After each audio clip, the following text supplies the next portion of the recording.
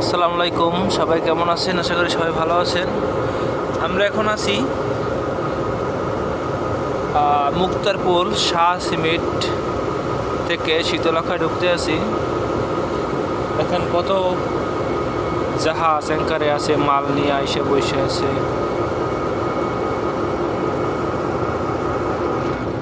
আমাদের জাহাজ